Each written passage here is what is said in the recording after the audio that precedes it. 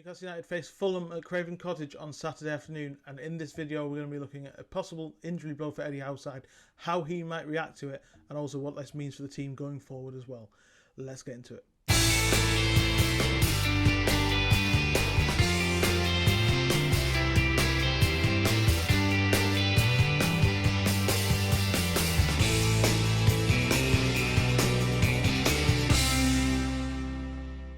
Hello and welcome back to my YouTube channel. Welcome back to another Premier League match preview. Newcastle travelling to Fulham this Saturday, looking to extend their best start to a Premier League season since 1995.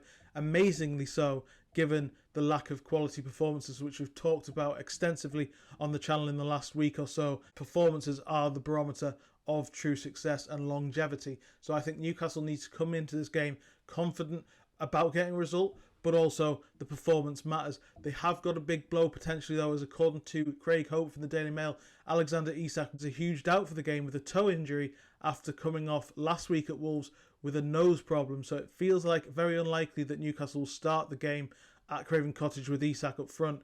And that's massive because obviously he is the focal point. And I said on the post-match review and also the post-match review on True Faith as well, for any of you patrons out there who are aware of that, I think that Newcastle should go for something different if Isak isn't there this week because of the way the team reacted to his injury in the second half. Yes, they won the game, but it was two bits of magic, one from Fabian Schär, one from Harvey Barnes that won the game at Wolves. It wasn't a tactical switch. I actually think that Newcastle lost a little bit in the second half without Isak, and it was obviously missing a player of that quality is going to do that to you, but I think most of the point it was to do with the lack of focal point up front, and that's why I would opt to start Will Osula in this game over Anthony Gordon. I think Eddie Howe, if Isak is indeed out, will go for Anthony Gordon up front and play Harvey Barnes on the left. That is the most natural reaction to this, and that's what he did in the second half, and obviously it worked. So I'm not advocating that this will happen,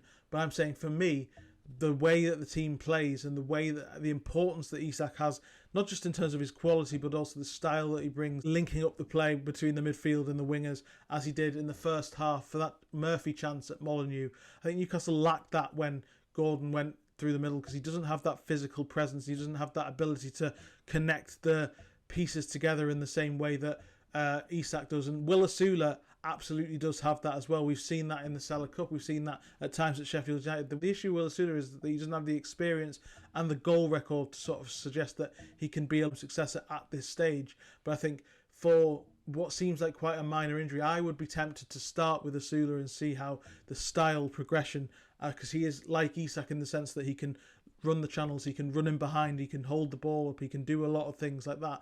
I think that would be more beneficial to Newcastle than starting Gordon in the middle, where you take Gordon away from what he does best anyway. Obviously the fact that Barnes came on and scored the winner suggests that Newcastle will be covered on the left anyway, and I do think that, as I say, I'm caveating this by saying that I think that Barnes will start if on the left and Gordon will start down the middle if Isak is out on Saturday. The ideal thing for me would be to start Will Osula, and it's not too much of a surprise that we haven't seen too much of him this season so far, because we've seen Eddie Howe do this before with Lewis Hall. Everybody was clamouring to see more of him last season in the early stages, and he didn't get many games because he had to prove himself, he had to get ready, he had to develop to the point where Eddie Howe could trust him.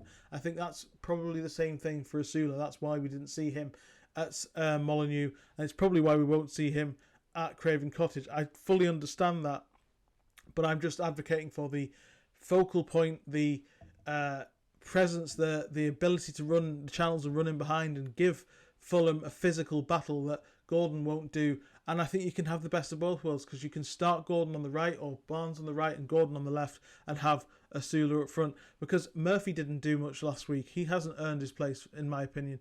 I understood why he started at Wolves, because he wanted to hit with direct runners in behind a lot of space that Wolves had in their fullback areas, but I think now's the time to reevaluate that. He didn't offer much, and I would start Barnes and Gordon on either side behind Osula, because Osula has that ability to do similar things in terms of linking the team together. Huge for the midfield because of the way that they flapped through the game in the first half. They didn't really use the ability to pass forward. I think they need to do that more, and it's easier to do that when you've got a focal point, somebody who can, as I say, can hold the ball up, drop off, run in behind, everything that Osula can do.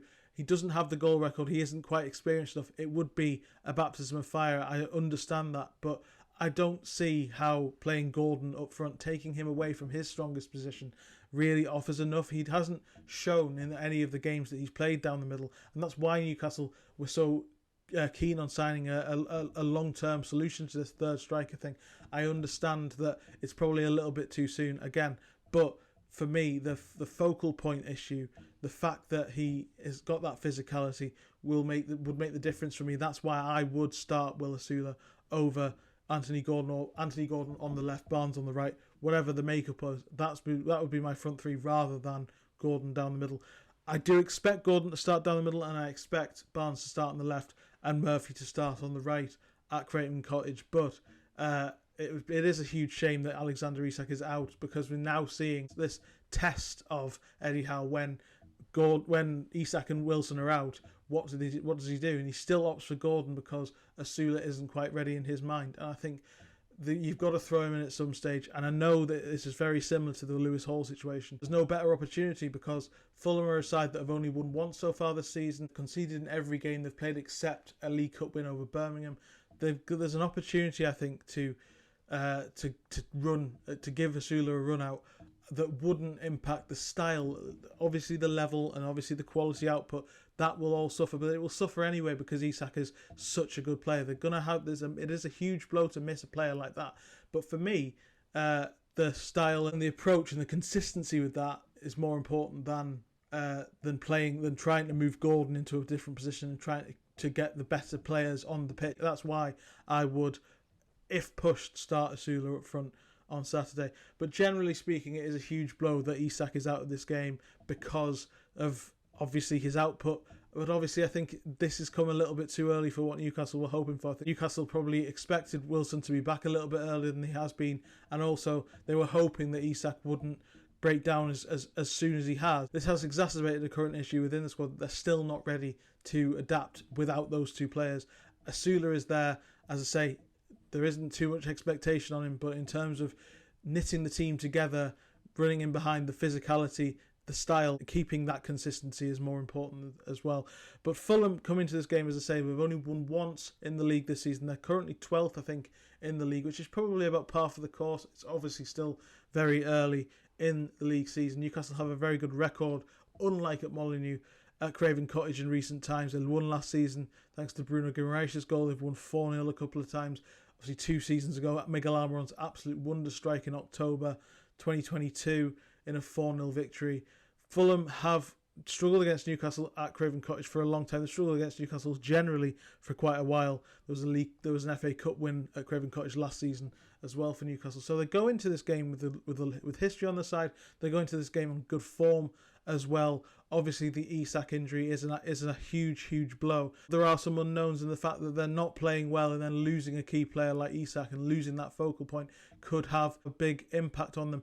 Obviously, even if you do replace him with Osula, the quality level is completely different. I think the fact that Isak is a doubt for this game automatically now probably means that he won't play in the game, because the way that James Bunce is working, I think he wants to bring in a more structured system in terms of injuries and recoveries, and allowing players who are not 100% fit to have that time off to get themselves back to the optimum fitness levels. That was ultimately, apart from obviously the games that came thick and fast last season, that was ultimately the downfall of Newcastle in terms of their injuries, was that they were bringing players back and playing them. Isak being a great example of this. He broke down a couple of times in the first half of last season because he was coming back and playing when he was 70% fit.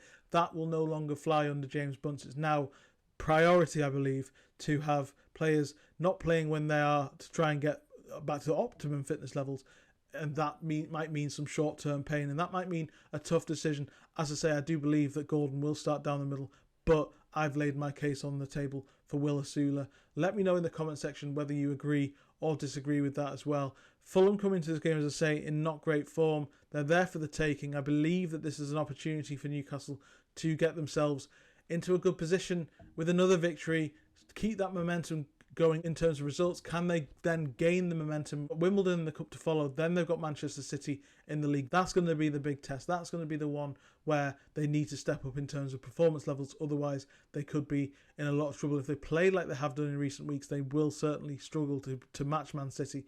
Whereas Fulham, because they are struggling a little bit, because they're not firing at their best, they still haven't got many goals in their team. Rodrigo Muniz hasn't picked up yet from his brilliant season last year. Raul Jimenez is started a little bit sluggishly as well. He's getting on a little bit. So there won't be many goals in this game, I don't imagine. But I think Newcastle can nick it, especially if they play with a lot of solidity in midfield, like they did actually at times against Fulham in the Premier League last season in the second half, where I felt like they struggled for a long period of that game, but then they came into it later and ultimately took the victory because they started to dominate the game when it mattered. I think if they do that again, they'll come out on top, and this is an opportunity to really kickstart the season in terms of performances. Yes, the season's already well and truly up and running. The best start to a season in nearly 30 years, which is just incredible, really, when you consider everything that's happened, all the talk around things off the pitch, but on the pitch, Newcastle have been doing the business, and hopefully they can keep that going on Saturday at Craven Cottage. Thanks so much for joining me on this video. Like, share and subscribe. I am going to hold off on the membership scheme, actually, having thought about it. We're back on Sunday with a live reaction to the Fulham game, a little bit later than the instant reaction from last week. But Fulham reaction live on Sunday, then a preview of the Wimbledon Cup tie next week as well. Thanks so much for joining me, and I'll see you next time. Cheers.